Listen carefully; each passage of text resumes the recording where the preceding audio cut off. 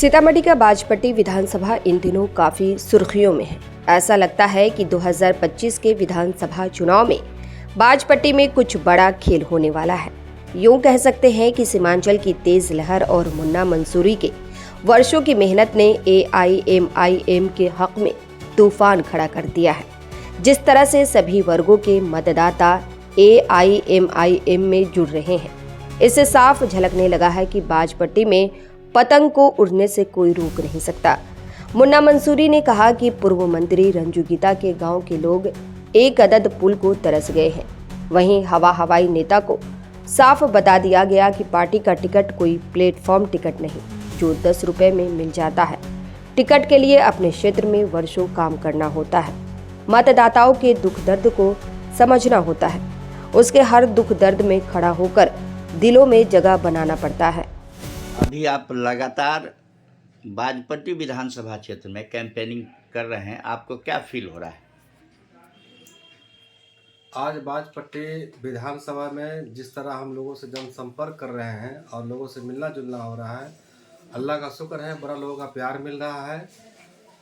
और जिस तरह लोग परेशान और लोग अपने आप को ठगा हुआ महसूस कर रहे हैं, 35 साल से हम लोग ठगे हुए जा रहे हैं।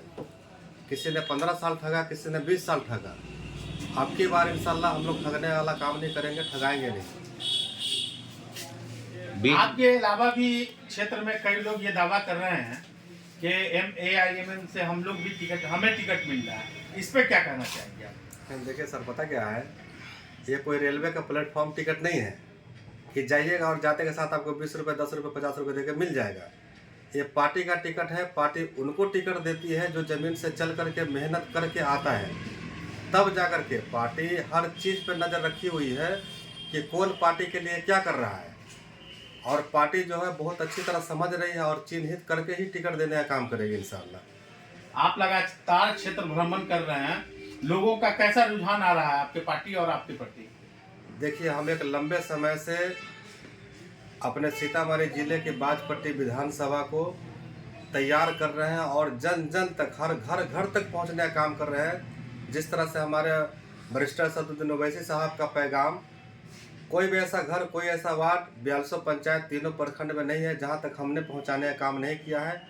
आज अल्लाह का शुक्र है कि पूरे गली गली में MIM का ही शोर, MIM का डंका बज रहा है। अभी आप सीमांचल में गए थे जहाँ ओवैसी साहब आए थे, वहाँ कैसा रहा? सीमांचल से तो इतनी सीख मिली है कि आपको सर बता नहीं सकते हैं। जिस तरह वहाँ लोगों का जनसलाब था और इतना लोगों का प्यार था MIM के प्रति, हमारे बैरिस्टर असदुद्दीन ओवैसी साहब के प्रति, हमारे प्रदेश अध्यक्ष अख्तर ईमान साहब के प्रति, हमारे राष्ट्रीय प्रवक्ता आदिल हसन साहब के प्रति, इंजीनियर आफ्ताब साहब के प्रति, कि इन लोगों ने इतनी मेहनत करके इस पार्टी को बिहार में लाने का काम किया। हम दिल से इन सब की कदर करते हैं और इंशाल्लाह अब की बार सीमांचल छोड़ दीजिए, पूरे बिहार में डंका बज रहा है MIM का। और इंशाल्लाह बहुत अच्छी तरह हम लोग इलेक्शन लड़ेंगे ये 2025 और अच्छा लोगों का रिस्पांस मिल रहा है। अधिक से अधिक सीट जीत करके हम लोग आएंगे। जिस तरह से बैरिस्टर असदुद्दीन ओवैसी साहब ने एक टारगेट दिया कि भाई 4 गए हैं तो 24 लाएंगे, इंशाल्लाह 24 हम लोग पक्का ही लाएंगे। 40 सीट हम लोग इंशाल्लाह लाने का काम करेंगे। कुछ लोग ये मान रहे हैं, कुछ लोग ये खुल के बोल रहे हैं कि AIMIM जो है सिर्फ मुसलमानों की पार्टी है। इसके बारे में आपकी क्या सोच है, आपकी क्या राय है? देखिए, मुसलमानों की पार्टी, ये जो विपक्ष वाले एक बोल रहे हैं, अगर मुसलमानों की पार्टी होती तो राणा रणजीत सिंह जी कौन है, पंडित मनमोहन सिंह जी गामा ये कौन है? ये मुसलमान है? ये तो हमारे हिंदू भाईचारे हैं ना। आज मुसलमानों की पार्टी कहाँ रही?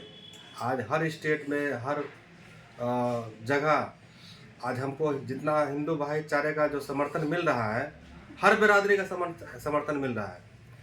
ये इन लोगों का मनसा है, वो मनसा आपके बार इंशाल्लाह पूरी नहीं होगी। MIM पूरी तरह से मजबूत हो चुकी हुई है और इंशाल्लाह मजबूत ही रहेगा। बाजपट्टी विधानसभा में जीतने के बाद आपने वहाँ जो कमी देखी है बाजपट्टी विधानसभा क्षेत्र में, उसमें किस क्षेत्र में ज़्यादा कमी आपको नज़र आया?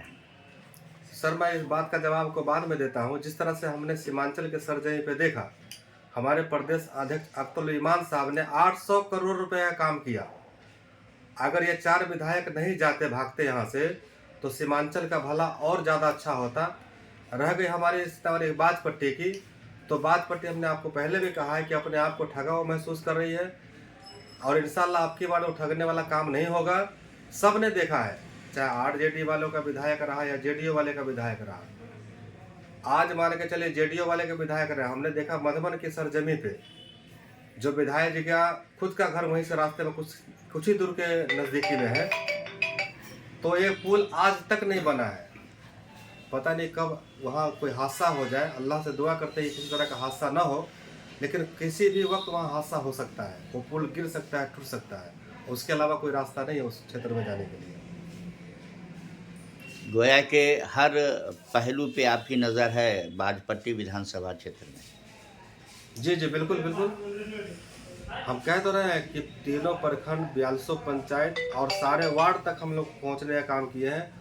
और जिस तरह से लोगों का शिकायत है कि सर हमारे यहाँ ये समस्या है, हमारे यहाँ वो समस्या है, हमारे यहाँ पुल पुलिया की समस्या है, हमारे यहाँ डिस्पेंसरी नहीं है, स्कूल नहीं है, कोई फुटबॉल क्लब नहीं है, बहुत सारी समस्या कितनी गिनाए, समस्या गिनते गिनते हम लोग थक जाएंगे, लेकिन समस्या ख़त्म नहीं होगी। इंशाअल्लाह दुआ करते हैं कि अगर अल्लाह ने हमें कामयाबी दिया तो वक्त से पहले इन सब का समस्या पूरा करने का काम इंशाअल्लाह हम करेंगे।